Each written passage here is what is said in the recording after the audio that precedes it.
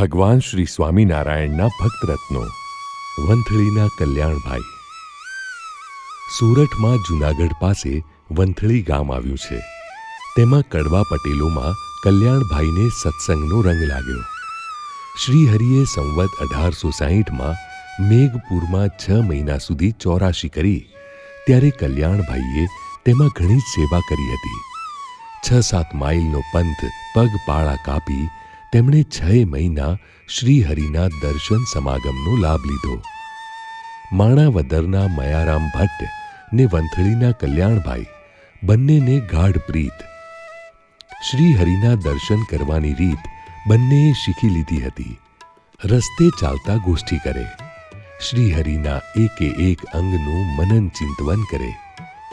કરના લટકા, આંખોના મટકા, મંદ સ્મિત, સંતો ભક્તો સાથેનું એમનું મિલન વગેરે ઝીણવટથી સ્મૃતિપટ પર લાવતા રહે. પગ ચાલતા રહે, પંથ કપાતો રહે, રાત ખૂટી જાય પણ વાતો ન ખૂટે. રોજ ચાલતા મેઘપુર જવા આવવાનો ક્રમ થઈ ગયો. સભામાં પણ છેવાડે બેસી જાય. આગળથી લોકો ઉઠતા જાય તેમ આ બંને આગળ ખસતા જાય. એમ ખસતા ખસતા એક વાર તો શ્રીહરિના ઢોલિયા પાસે પહોંચી ગયા. અંતર્યામીથી શું અજાણ્યું હોય, શ્રીહરિએ બંને પર અમી દ્રષ્ટિ કરી ને કહેવા લાગ્યા, જેવા દર્શન કરવા જોઈએ એવા આ 2 જણાએ કર્યા. અંગો અંગ નિરખી મૂર્તિ ઉતારતા દર્શન કર્યા. વાહ, શાસ્ત્રમાં દર્શનની રીત લખી છે તે બરાબર અપનાવી. એમ કહી બંનેને આશીર્વાદ આપ્યા. કલ્યાણભાઈને શ્રીહરિની કૃપાથી દિવ્ય દ્રષ્ટિ પ્રાપ્ત થઈ ગઈ. તે જ્યાં જુએ ત્યાં શ્રીહરિ પ્રત્યક્ષ દેખાય. સ્મરણ કરે ને હરિ હાજરા હજૂર થાય. શ્રીહરિ આવા હરિભક્તો પર અકારણ હેત વર્ષા કરે છે. એકવાર શ્રીહરિ વંથળી એમને ત્યાં જમવા પધાર્યા અને થાળની પ્રસાદી આપી કલ્યાણભાઈને કૃતકૃત્ય કર્યા. સભા થઈ, ગામ લોકો ભેગા થયા. થાંભલે ઉઠીંગણ દઈ શ્રીહરિ ઢોલિયે વિરાજ્યા છે. મલકમાં જેમના યશોગાન થઈ રહ્યા છે તે જ સ્વયં પરમાત્મા આજે આંખો સામે બેઠા છે. લોકો અંદરો અંદર ઘૂસપૂસ કરે છે. આજ તો દર ફીટી જાય એટલું માગી લેવું છે, ફરી મોકો નહીં મળે. શ્રીહરિએ મનુષ્ય દેહની દુર્લભતાની અને ભગવાન ભજવાની વાતો કરી ત્યારે સૌ કહે, તમે દાણા આપો તો બેઠા બેઠા ભજન કરીએ. શ્રીહરિએ કહ્યું, કલ્યાણભાઈ, તમારી આ કોઠીનું સાણું ખોલી નાખો અને ઉપરનું મોં બંધ કરી દો. આજે કરુણા બીનાની કૃપા વરસી ગઈ હતી. કલ્યાણભાઈ જાણતા હતા કે કોઠી ખાલી છે, પણ શ્રીહરિની આજ્ઞા થઈ એટલે ઊભા થયા. લોકોને પ્રતીતિ આવે તે ખાતર બોલ્યા, પ્રભુ, કોઠીમાં દાણોય નથી. શ્રીહરિ કહે, તમે ખોલો તો ખરા. લોકો ઊંચા નીચા થવા લાગ્યા. સાણું ખુલ્યું ને મીઠો સોડમતો લીલવણી બાજરો ધગ ધગ પડતો ઢગલો થવા લાગ્યો. લો પટેલિયાઓ, જેટલો જોઈએ તેટલો માંડો લેવા. જે લો તે ધર્મ નિયમ પાળજો ને ભજન કરજો. આવો ચમત્કાર શ્રીહરિએ કલ્યાણભાઈના ઘેર બતાવેલો. શ્રીહરિએ કલ્યાણભાઈને કહ્યું, લોકોને ચમત્કાર જોઈ અહોભાવ જાગે, પણ તે કાયમ ટકે નહીં. ચમત્કાર જોઈ એનો સ્વભાવ બદલાય નહીં. એ તો કથા વાર્તાથી થાય છે. માટે ભગવાન ને સંતના મહિમાની વાતો કર્યા જ કરવી. શ્રીહરિની આ આજ્ઞા સિદ્ધિ પોતાને થઈ છે એમ સ્વીકારી લઈ કલ્યાણભાઈએ કથાનું અંગ પાડી દીધું હતું. એટલે એમને ત્યાં કામ કરવા આવતા ખેત મજૂરો પણ જ્ઞાનની વાતો કહેતા થઈ જતા. પંચાળામાં ભગવાન સ્વામિનારાયણે સંવત 1877માં ફૂલદોલનો ઉત્સવ ખૂબ ધામધૂમથી કર્યો હતો. તેમાં વંથળીથી કલ્યાણભાઈ પણ સહપરિવાર ગયા હતા. એકવાર દરબારમાં 500 પરમહંસોની પંક્તિમાં શ્રીહરિ પીરસવા નીકળ્યા.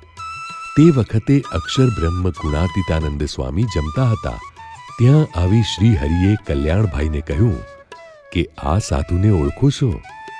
તેઓ કહે, તપ ત્યાગવાળા બહુ મોટા સાધુ છે. શ્રી હરિ કહે, એમ નહીં, એ તો અમારે રહેવાનું અક્ષરધામ છે. શ્રી હરિએ જ્યારથી ગુણાતીતાનંદ સ્વામીની ઓળખાણ કલ્યાણજીભાઈને કરાવી, ત્યારથી તેમણે ગુણાતીતાનંદ સ્વામી સાથે ગાઢ પ્રીતિ કરી દીધી. તેમના સમાગમથી કલ્યાણભાઈને શ્રી હરિનો સર્વોપરી નિશ્ચય અને મહિમા દ્રઢ થયા હતા. પહેલેથી જ કથા વાર્તા, અંતરદ્રષ્ટિ, સાંખ્ય વિચાર, વચનામૃતના રહસ્યો પામવાની ધગશ, આ બધું કલ્યાણભાઈને સહેજે જીવનમાં વણાયું હતું. તેઓ સંસાર વ્યવહાર તો નામ પૂરતો કરતા, શ્રી હરિની મૂર્તિમાં અખંડ વૃત્તિ રાખતા. તેઓ જ્યારે ઈચ્છે ત્યારે શ્રી હરિ જ્યાં બિરાજતા હોય તે સ્થળોના પ્રત્યક્ષ દર્શન ઘરે બેઠા કરતા. કલ્યાણભાઈના ખેતરને અડીને વંથળીના એક કણબીનું ખેતર હતું. તેણે નક્કી કરેલું કે કલ્યાણભાઈની વાત સાંભળવી નહીં. જો સાંભળીશ તો સત્સંગી થઈ જવાશે, તેથી કલ્યાણભાઈની ભેગો થાય જ નહીં. પણ કલ્યાણભાઈએ નક્કી કરેલું કે તેને મારે સત્સંગી કરવો. પછી કલ્યાણભાઈએ શેરડી વાવી, તે ઉગીને મોટો વાડ થયો. તેમણે પેલા કણબીને કહ્યું, અમારાથી ખર્ચે પૂંગાતું નથી, તેથી તમે વાડમાં ભાગ રાખો તો ઠીક. આ સાંભળી તેણે તરત ના પાડી.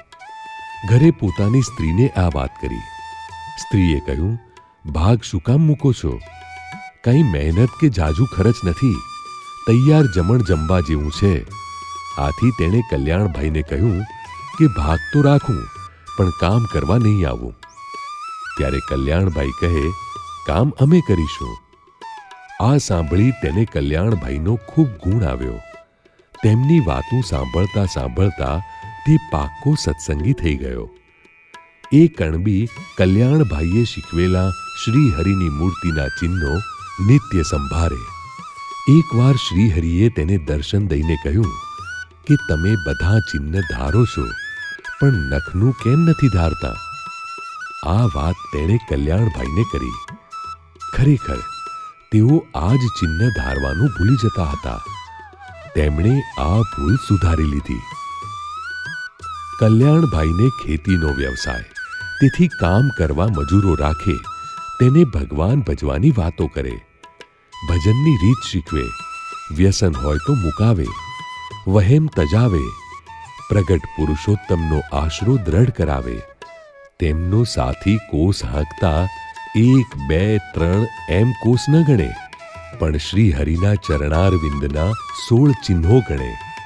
પ્રત્યેક કોસે એક ચિહ્નની સ્મૃતિ કરે. જેમના કોસિયા એવા હોય તો પોતે કેવા હશે? કલ્યાણભાઈ જાતે મજૂરો ભેગા ખેતીના કામમાં ગૂંથાઈ જાય. સૌને શેઠ નોકરનો ભેદ ભૂલાઈ જતો. એમની વાતો સાંભળવા સૌને રસ પડતો. વળી કલ્યાણભાઈ દરેકના વ્યવહારમાં મદદરૂપ થતા.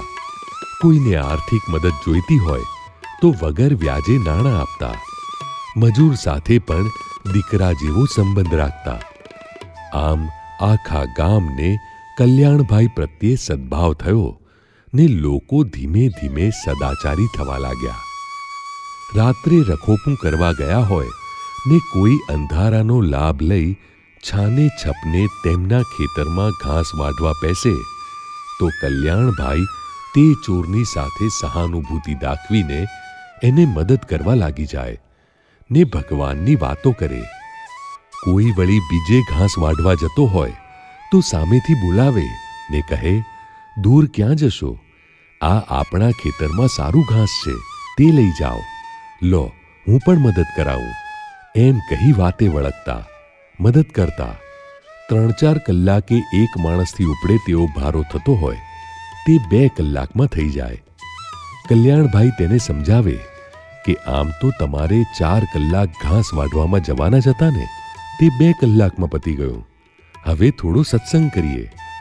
એમ કહી શ્રી હરિની વાતો કરતા. આ રીતે કલ્યાણભાઈએ ઘણાને સત્સંગ કરાવ્યો હતો.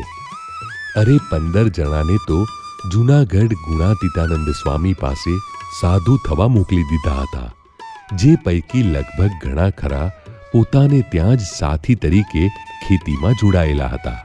જૂનાગઢમાં એક હરિહરયાનંદ સ્વામી નામના સદ્ગુરુ સંત રહેતા.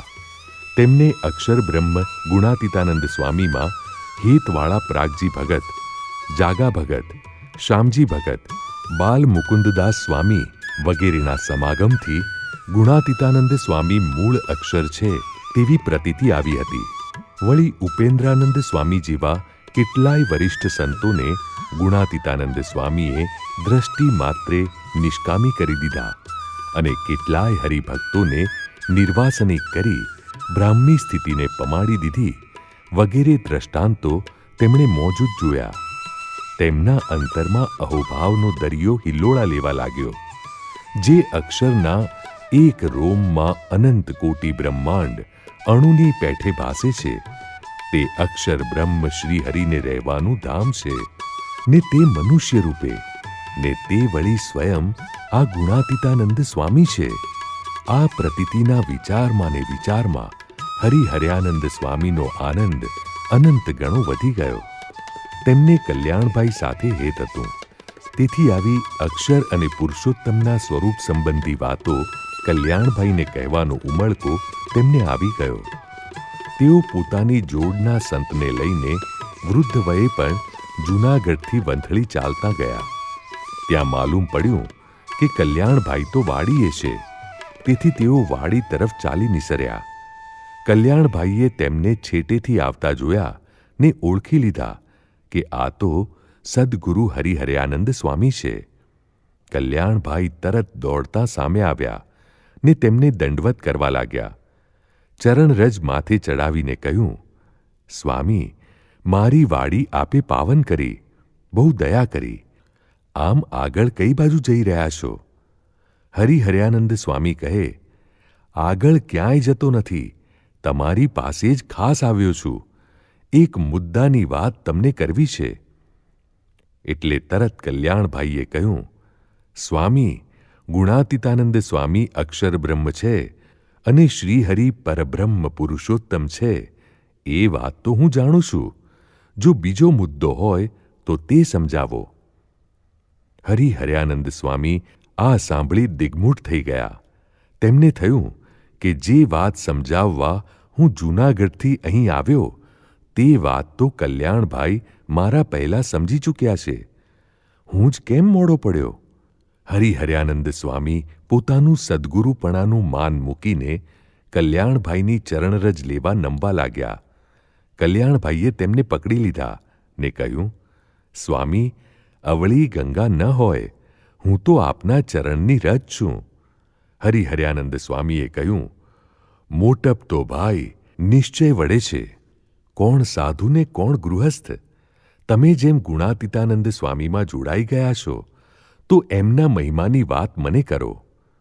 પછી તો બંને વાડીએ કૂવાના થાળા પાસે ઝાડની ઘટામાં બેઠા ને ખૂબ ગોષ્ઠી કરી. હરિહરયાનંદ સ્વામીને ગુરુ ગોપાળાનંદ સ્વામી વાતના પ્રસંગે ગુણાતીતાનંદ સ્વામીનો મહિમા કહેતા તે બધું યાદ કર્યું. હરિહરયાનંદ સ્વામી વંથળીથી સાંજે પાછા જૂનાગઢ આવ્યા ત્યારે ગુણાતીતાનંદ સ્વામી હવેલીની ધાર પર થાંભલી ઝાલીને ઊભા હતા. તેઓ અંતર્યામીપણે બોલ્યા, સ્વામી, વંથળી ચાલતા ગયા તે બહુ દાખલો કર્યો. કલ્યાણભાઈ સાથે ગોઠડીમાં આનંદ આવ્યો હશે. હરિહરયાનંદ સ્વામીને થયું કે હું વંથળી જાઉં છું તે વાત મેં કોઈને કરેલી નહીં. વળી ત્યાં પણ હું શા કામે જાઉં છું તેની એ કોઈને ખબર પડવા દીધી નહોતી. વાહ ગુણાતીત, વાહ! કલ્યાણભાઈ સાચું જ કહેતા હતા કે અનંત બ્રહ્માંડોના જીવની ક્રિયા સ્વામી હસ્તામલક જેમ દેખે છે. વિચારતા તેઓ અહોભાવમાં ગરકાવ થઈ ગયા. આ પ્રસંગથી ખ્યાલ આવે છે કે જે વાત સદ્ગુરુ સંતો નહોતા સમજ્યા, તે અક્ષર બ્રહ્મની અને પરબ્રહ્મ પુરુષોત્તમ નારાયણની વાત કલ્યાણભાઈ જેવા અભણ હરિભક્તોને ગુણાતીતાનંદ સ્વામીના સંગે અંતરમાં દ્રઢ થઈ ગઈ હતી. અક્ષર બ્રહ્મ ગુણાતીતાનંદ સ્વામી ઘણીવાર વંથળીના કલ્યાણભાઈની પ્રશંસા કથા પ્રસંગે કરતા. એકવાર જૂનાગઢ સભામંડપમાં ગુણાતીતાનંદ સ્વામી કથા પ્રવાહ વહાવી રહ્યા હતા. તે જ વખતે જાડો ઘેરદાર ચોરણો ને મેલું ઘેલું કેડિયું, માથે પણ મેલું ફાળિયું બાંધેલ એક કણબીનો પ્રવેશ થયો. નાગરો તો એમને જોઈ મોં સિકુડવા લાગ્યા, નાક આડે રૂમાલ દેવા લાગ્યા. ગુણાતીતાનંદ સ્વામી કહે, ભાઈ, એમના કપડાનો પવન લાગશે તો પણ તમે પવિત્ર થઈ જશો. કપડાં મેલા હોય કે ઉજળા, કપડાથી કોઈ મહત્તા નથી. ઉપરથી ઉજળા તો બગલા પણ હોય છે. આ કલ્યાણભાઈનું અંતર જુઓ, એક પણ દાગ ન મળે એવું ઉજળું અંતર થાય તો એમાં મહારાજનો વાસ થાય. અક્ષર બ્રહ્મ ગુણાતીતાનંદ સ્વામી એકવાર કલ્યાણભાઈની વાડીએ પધાર્યા હતા. ત્યાં વૃક્ષ નીચે સભા કરીને બેઠા હતા. તે વખતે તેમનો દીકરો ડાયો ધૂળમાં રમતો હતો. સ્વામીએ તેને બોલાવી શેરડીની પ્રસાદી આપી.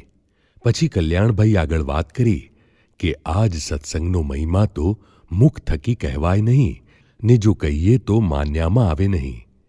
ત્યારે કલ્યાણભાઈ હાથ જોડી કહે, સ્વામી, સત્સંગનો મહિમા તો બહુ છે. ગુણાતીતાનંદ સ્વામીએ કહ્યું, પૂર્વના અવતાર કરતા આ તમારા છોકરા સામે જોતાં એમાં કરોડ ગણું દૈવત જણાય છે. તો મોટા મોટા હરિભક્ત ને મોટા મોટા સાધુ અને મહારાજનો મહિમા તો વળી કહેવાય જ કેમ? મહારાજે જ વચનામૃતમાં કહ્યું છે કે હું મારા મહિમાના પારને પામતો નથી તો બીજા તો પામશે જ કેમ? આ વાત સ્વામી કરતા હતા ત્યારે જાગા ભગત સાથે હતા. આ વાતની તેમણે નોંધ લીધી, જે સ્વામીની વાતોમાં 3જા પ્રકરણમાં 72મી વાત લખાઈ છે. ગુણાતીતાનંદ સ્વામી હરિભક્તોને તો કલ્યાણભાઈ પાસે મોકલતા, પણ સંતોને તેમનો સંપર્ક રહે તેવું આયોજન કરતા. શ્રીહરિના દીક્ષિત સંત રામદાસ સ્વામીનો પ્રસંગ પ્રસિદ્ધ છે. તેઓ ગઢપુર રહેતા, માદાની સેવા કરતા.